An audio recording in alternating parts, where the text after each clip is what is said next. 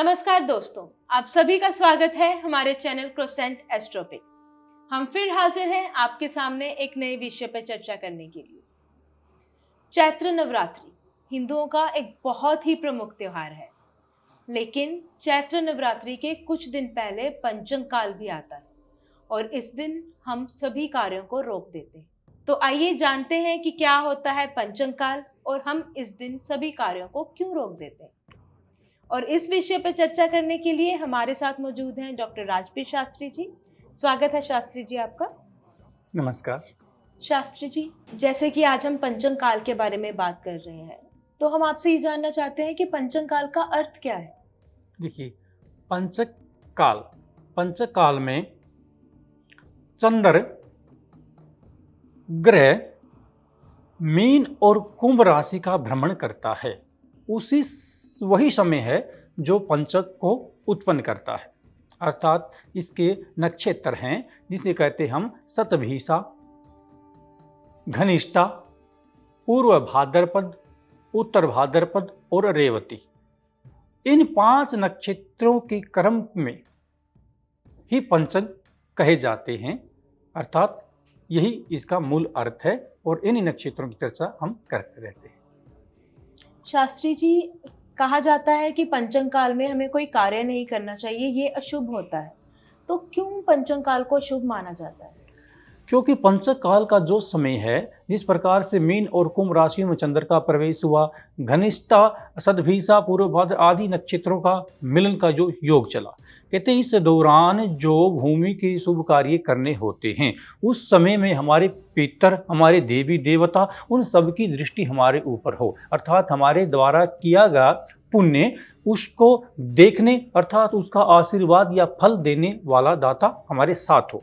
परंतु इस काल में किया गया पुण्य, शुभ कार्य वो सफलता को प्राप्त नहीं होता, अर्थात विघ्नों से भरा होता है। उसमें हम कोई ऐसी चीज़ की प्राप्ति नहीं कर सकते जो मनोकामना के द्वारा इष्ट प्राप्ति के बारे में हम सोचते, यथा अनजाने में या कोई व्यक्ति इससे बाधित नहीं मानता स्वयं को, और वो इस दौरान किसी कार्य को करता भी है, तो वो फलीभूत नहीं होता, अर्थात उसके लिए हानिकारक ही सिद्ध होता है।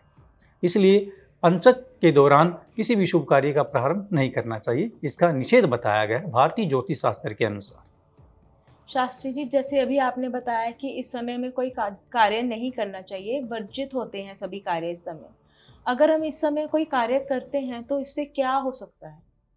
यद्यपि मान लीजिए पंचक का जो समय चला हुआ है, हम कई बार ये बता देते हैं भाई ये तो होनी थी, ये तो हो गया, ये तो भाग्यता हो गया।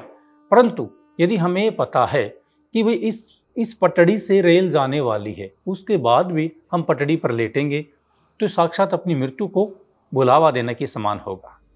इसी भांति पंचक काल में यदि फिर भी आप किसी कार्य को प्रारंभ कर देते हो, एक सामान्य सा उदाहरण देता हूँ, यदि आप भवन बनाना चाहते हो, अपने घर का निर्माण कर रहे हो, किसी न किसी प्रकार की कोई बल्ली टूटने की संभावना रहेगी, लेंटर गिर जाने की संभावना रहेगी, बार बार किसी दीवार को खड़ा कर वो अचानक गिर जाती है, या आपके मजदूर या मिस्त्री को चोट लग जाती है, घर में छोटा कोई बच्चा है वो भी किसी प्रकार से हानि को प्राप्त हो जाता है, लज्जा, भय, दुख, ईर्षा, इस प्रकार के भाव उत्पन्न होने लग जाएंगे, अर्थात आपके कार्यों में बाधाएं शुरू हो जाएंगी।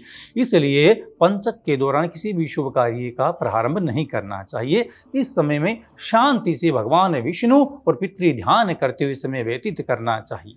शास्त्री जी, अगर हम पंचम की बात करें तो 5 पंचम का वर्णन किया गया है, तो वो 5 पंचम क्या है? 5 नक्षत्र ही 5 पंचक होते हैं। इनमें सर्वप्रथम घनिष्ठा, शतभिषा और तृतीय जो हम मानते हैं पूर्व भाद्रपद और उत्तर भाद्रपद, अंतिम रेवती नक्षत्र, इन्हीं नक्षत्रों को हम पंचक के अंतर्गत रखते हैं। ये विभिन्न प्रकार की राशियों में प्रवेश करते हैं और अलग अलग अपना प्रभाव दिखाते हैं।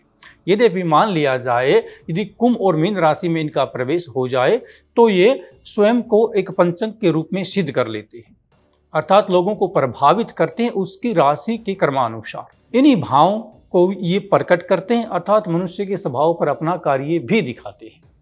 यदि मान लिया जाए किसी व्यक्ति के कार्य में बार बार बाधा पड़ रही है तो वो पंचक उसका अपना प्रभाव दिखाता है। उस व्यक्ति को अपनी राशि का निवारण किसी ब्राह्मण से करवाना चाहिए, अर्थात अपनी कुंडली भी वो दिखवा सकता है, जिससे कि पूर्ण रूप से इस बात का विशेष ज्ञान हमें हो सके भी किस ग्रह और किस ग्रह की दशा से ये मेरे कार्य में विघ्न आ रहा है।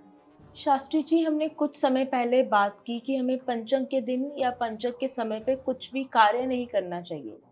क्या हम पंचम के समय में कोई खरीदारी कर सकते हैं? कहा जाता है कि पंचम के समय में यदि हम कोई खरीदारी करते हैं, अर्थात लोग शॉपिंग करते हैं, उसका निषेध है, अर्थात हमें नहीं करना चाहिए। यद्यपि कोई अनजाने में कर भी लेता है तो उसे उसका निवारण भी करना चाहिए, अर्थात प्रसाद आदि बांट देना चाहिए। जानबूझकर जो व्यक्ति करते हैं उन्हें किसी न किसी प्रकार की हानि या किसी न किसी मुसीबत का सामना करना पड़ता है। अर्थात ये ध्यान रखना चाहिए कि पंचम समय के दौरान हम किसी प्रकार की कोई खरीदारी न करें।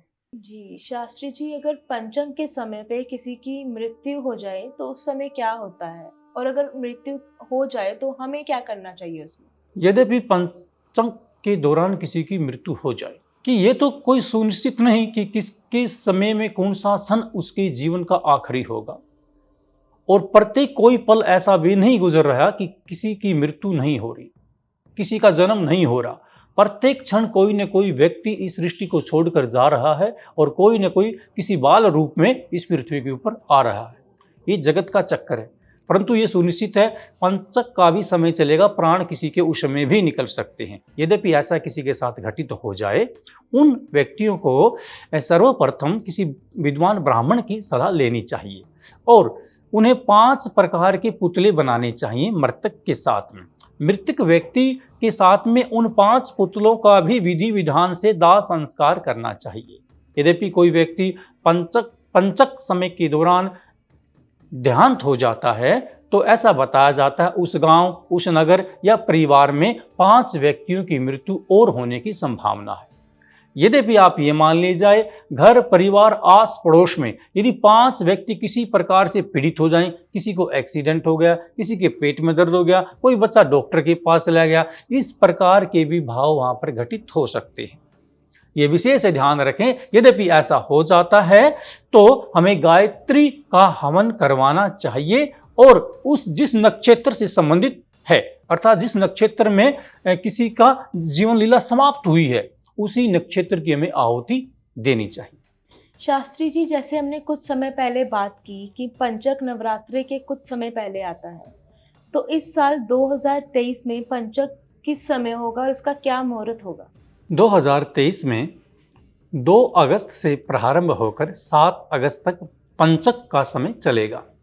रात्रि 11:26 से प्रारंभ होकर 7 तारीख की रात्रि अर्थात अगस्त को 1:43 तक इसकी समय अवधि रहेगी। उसके पश्चात ये समापन हो जाएगा। आप अपने स्थगित किए हुए कार्यों को पुनः प्रारंभ कर सकते हैं। शास्त्री जी, आज आपने हमें ढेर सारी जानकारी दी, उसके लिए मैं आपकी बहुत बहुत आभारी हूँ। धन्यवाद। अभिवादन करते हैं आपका। हमारे दर्शकों को आज के हमारे कार्यक्रम से क्या जानकारी मिली, हमें कमेंट बॉक्स में ज़रूर बताइएगा और ऐसे ही और जानकारी भरे कार्यक्रम देखने के लिए आप बने रहिए हमारे साथ क्रोसेंट एस्ट्रो पर। धन्यवाद।